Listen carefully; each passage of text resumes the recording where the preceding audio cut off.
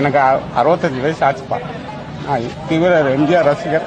இந்த காலத்துல எம்ஜிஆருக்கு இருந்த கூட்டம் இன்னைக்கு இருக்கு. 20 வருஷம் கழிச்சு ஒரு படத்துக்கு இவ்வளவு பேர் வர்றாங்கன்னா உண்மையிலேயே பாராட்டக்கூடிய ஒரு விஷயம். தம்பி விஜய் படத்துக்கு நான் இதே படத்தை நான் பாத்திருக்கேன். ஆனா இன்னைக்கு 20 வருஷம் கழிச்சு இவ்வளவு கூட்டம் வந்திருக்குன்னா எனக்கு உண்மையிலேயே நான் பெருமைப்படுறேன். அவனுடைய ஆண்டவன் அவளுக்கு நல்ல ஆயுசை கொடுத்து நல்லபடியா இருக்கணும். ஏன் அழுகுறீங்க? இல்லப்பா, அவள் ஃபீலிங்ப்பா. நான் சின்ன வயசுல இருந்து நான் விஜய் ரசிகரா இருந்து பழகினாங்க. எம்ஜிஆருடைய ரசிகர்கள் கூட்டம் எப்படி இருந்துச்சோ அதே ரசிகர் கூட்டம் இன்னைக்கு இருக்கு.